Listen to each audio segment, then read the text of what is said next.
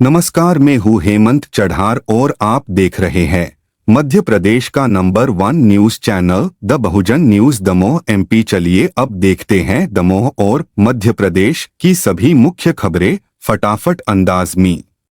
विदिशा जिले में आयोजित जनसुनवाई कार्यक्रम में एक महत्वपूर्ण निर्णय लिया गया, जिससे कुमारी नंदिनी सहरिया को पुनः शासकीय नवीन सीनियर कन्या छात्रावास में प्रवेश दिलाया गया।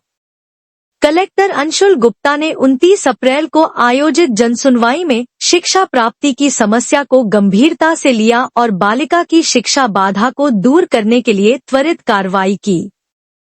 नंदिनी सहरिया, जो अनुसूचित जनजाति से हैं, ग्राम कोहना वनग्राम, तहसील त्योंदा की निवासी है। वह शासकीय महारानी रानी लक्ष्मीबाई कन्या उत्तर माध्यमिक विद्यालय विदिशा में कक्षा 9वीं की छात्रा थी।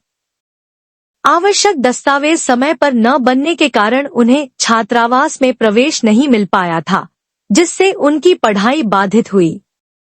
कलेक्टर अंशुल गुप्ता की पहल से मजदूरी कर जीवन यापन करने वाले अशिक्षित माता पिता की पुत्री को छात्रावास की सुविधाएं उपलब्ध कराई गईं।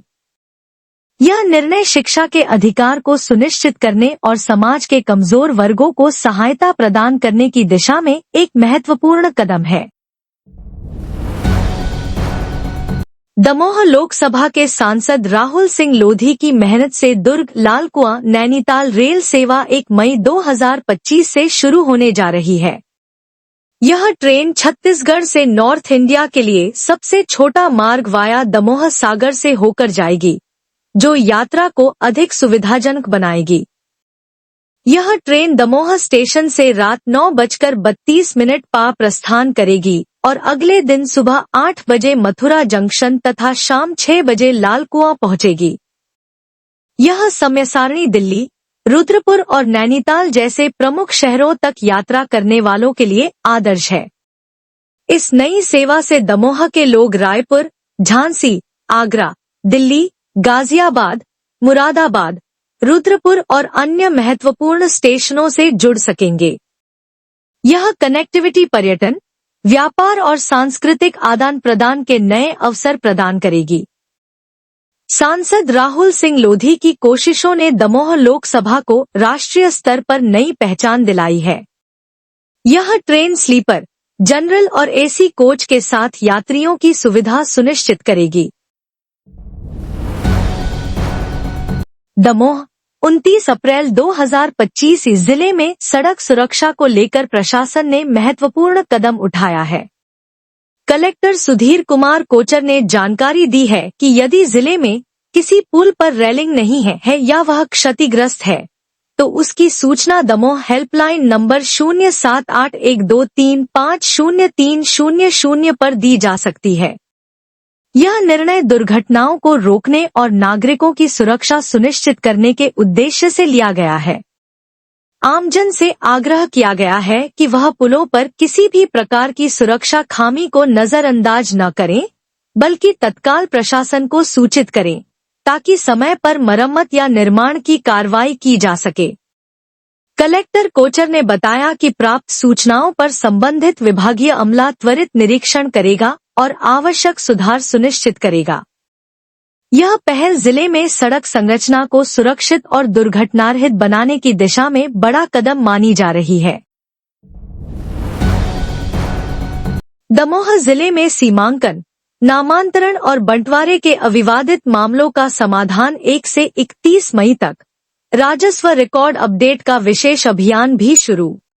3-4 चीजों के लिए है वो सीमांकन, नामांतरण, बंटवारा, इन प्रकरणों का निराकरण जो अविवादित हैं, इन प्रकरणों का निराकरण किया जाएगा 1 मई से 31 मई तक। 3 चीजें ये हो गई।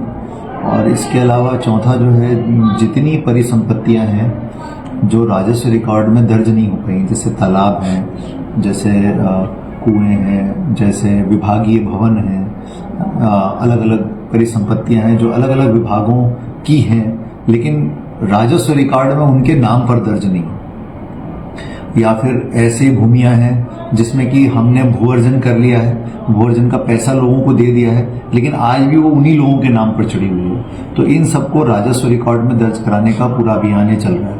हमारे पास अभी तक लगभग 15 विभागों की जानकारी आ गई है। अब हम तहसीलों के माध्यम से जो है राजस्व रिकॉर्ड को के कॉलम नंबर 12 में इसको अपडेट कराने की कार्रवाई कर रहे हैं। बाकी विभागों से भी कहा गया है कि वो जल्दी जल्दी जानकारियां भेजें ताकि ये अपडेशन का काम हम करा सकें। तो एक ये बड़े पैमाने पर हमने इस काम को लिया है। इसी प्रकार जो है रिकॉर्ड रूम को भी हम जैसे जबलपुर कलेक्टर साहब ने किया है उसी तर्ज पर हमने भी इस पे काम शुरू कर दिया है और अभी हमारी टीमें प्रारंभिक तौर पे रिकॉर्ड को व्यवस्थित करने में लगी हुई हैं और उसके बाद हम एक व्यवस्थित प्लान के साथ अगले 1 महीने में इसको हम एक नए स्वरूप में लाने की कोशिश करेंगे, शुरुआत करेंगे उसकी और फिर धीरे धीरे अगले 2-3 महीनों के अंदर वो एक पूरे स्वरूप में आ जाएगा। तो उसके लिए भी हमने काम शुरू कर दिया, हमारी टीमों ने काम करना प्रारंभ कर दिया। दमोह 29 अप्रैल 2025 हटा क्षेत्र के विभिन्न ग्रामों में कृषि विभाग द्वारा किसानों को नरवाई फसल अवशेष न जलाने हेतु जागरूक किया गया। विभाग की टीम ने किसानों से सीधे संवाद कर उन्हें बताया कि नरवाई जलाना न केवल पर्यावरण के लिए हानिकारक है बल्कि यह शासन द्वारा दंडनीय अपराध भी है। कृषि अधिकारियों ने किसानों को नरवाई जलाने से होने वाले मृदा की उर्वरता में नुकसान, वायु प्रदूषण और स्वास्थ्य पर प्रभाव के बारे में विस्तार से जानकारी दी। इसके साथ ही उन्होंने नरवाई प्रबंधन के वैकल्पिक उपाय जैसे मल्चर, सुपर सीडर, रोटावेटर और कंपोस्टिंग आदि के बारे में बताया जो मिट्टी की गुणवत्ता बनाए रखते हैं। किसानों को चेतावनी दी गई कि यदि वे नरवाई जलाते पाए जाते हैं तो शासन द्वारा निर्धारित आर्थिक दंड लगाया जाएगा। साथ ही राजस्व और पर्यावरण अधिनियमों के तहत कार्रवाई भी हो सकती है। ज्यादा रुपया लगा और इसके अलावा FIR तक को प्रावधान है। सो अपन के आगे उमें बिल्कुल नहीं लगाना है। उसे एक तो अपनी मिट्टी खराब हो रही, दूसरी बात पर्यावरण खराब हो रहा है ना। और मिट्टी में जो पहले सूक्ष्म जीव बातें जरूरी ये सब अब खत्म हो रहा है। Subscribe the Bahujan news and like this video.